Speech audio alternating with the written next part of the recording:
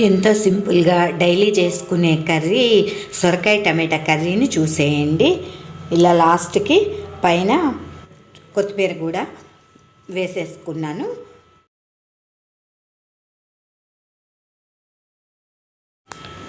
Hello అండి, నేను మీ గాయత్రి. శ్రీమాత్రే నమః. ఇక్కడ సొరకాయ పొట్టు తీసి పెట్టుకున్నానండి.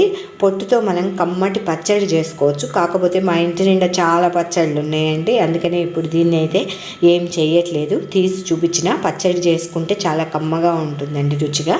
ప్రజెంట్ అయితే చేయట్లేదు, బట్ ఇది మాత్రం కర్రీ చేస్తున్నాను. సొరకాయ టమాటా కలిపి కర్రీ చేద్దామని పీల్ చేశాను.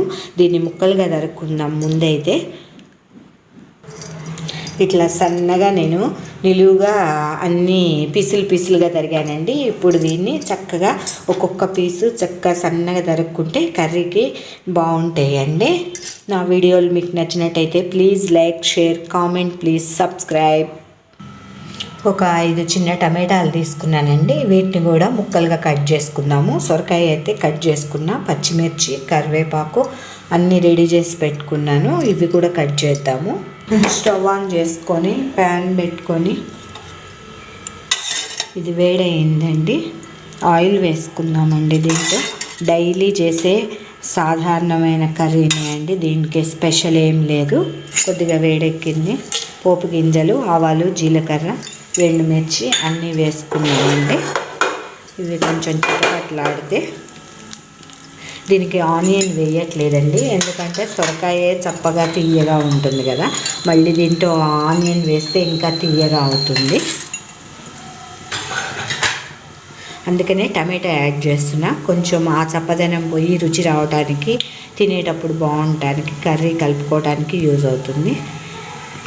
ఇప్పుడైతే ఇవి చిటపట్లాడుతున్నాయి. కరివేపాకు, పచ్చిమిర్చి కొంచెం వేగనివ్వాలండి. ఇప్పుడు అన్ని ముక్కలు కలిపి ఒక్కసారే వేసేస్తున్నానండి. టమాటా, సొరకాయ అన్నీ కలిపి ఒక్కసారే వేసేస్తున్నాను. 2 కలిపి ఉడికితేనే ఆ పులుపు కూడా ఈ సొరకాయకి బట్టి రుచి బాగుంటుందండి. దీంట్లో సరిపోయినంత పసుపు వేసుకున్నామండి. టేస్ట్కి తగ్గ సాల్ట్ వేసుకున్నామండి, ఎందుకంటే వాటర్ ఊరి మంచిగా ఉడుకుతాయండి, అందుకనే ముందే వేసేసాను. కారం మాత్రం ఇది 3 వంతులు అయిపోయి దించబోయే ముందు వేసుకుందామండి. అంతా కలిపేసి దీని మీద మూత పెట్టుకొని ఉడకనిద్దాము. ఇప్పుడు మూత పెట్టుకుంటున్నానండి. మూత పెట్టుకొని ఒక 10 నిమిషాలు, పావు గంట. ఇది డైరెక్ట్ పెట్టా కాబట్టి, కుక్కర్ అయితే విజిల్స్ రాగానే సరిపోయేది. ఇది డైరెక్ట్ వండుతున్నా కాబట్టి ఓ 10 నిమిషాలన్నా పడుతుందండి. కొంచెం మీడియం ఫ్లేమ్లో పెట్టుకొని వదిలేస్తున్నాను. ఒకసారి మూత తీసి చూద్దామండి. ఇంకా కంప్లీట్గా ఉడకలేదు, కానీ ఒకసారి కలిపి మళ్ళీ మూత పెట్టుకున్నాము. నేను చాలా తక్కువ ఫ్లేమ్ పెట్టుకొని ఉడికించుకుంటున్నా. ఇప్పుడు తొందర ఏం లేదు. కలర్ఫుల్గా ఉంది కదండి, ఎల్లో, రెడ్, వైట్గా మధ్యలో. మళ్ళీ లిడ్ క్లోజ్ చేస్తున్నాను. ఓ 10 నిమిషాలు ఆగి చూద్దాము. ఇలా చక్కగా దగ్గర ఉడికిందండి. మనం కావాలంటే వాటరిష్గా చేసుకోవచ్చు, లేకపోతే ఇలా ముద్ద కూరలాగా చేసుకోవచ్చు. నేనైతే ఇలా దగ్గరికే ఉంచుతున్నా అండి.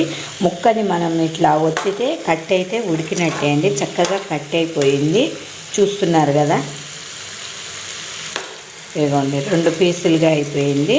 అలా ముక్క ఉడికితే కనుక సాఫ్ట్గా ఇట్లా కట్ అయిపోతుంది, లేకపోతే ఉడకపోతే కట్ కాదు. ఇప్పుడు దీంట్లో సాంబార్ కారం వేసుకున్నాము.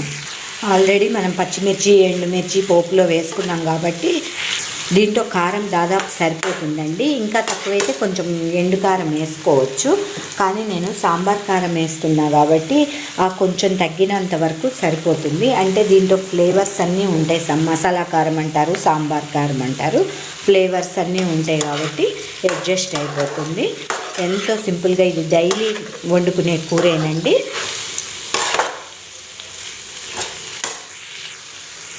ఈ సాంబార్ కారంలోనే వెల్లిపాయ ఫ్లేవర్ కూడా ఉంటుందండి. కర్రీని డిష్ అవుట్ చేసుకున్నామండి. డిష్లో తీసేసుకున్నాను. ఎంతో సింపుల్గా డైలీ చేసుకునే కర్రీ.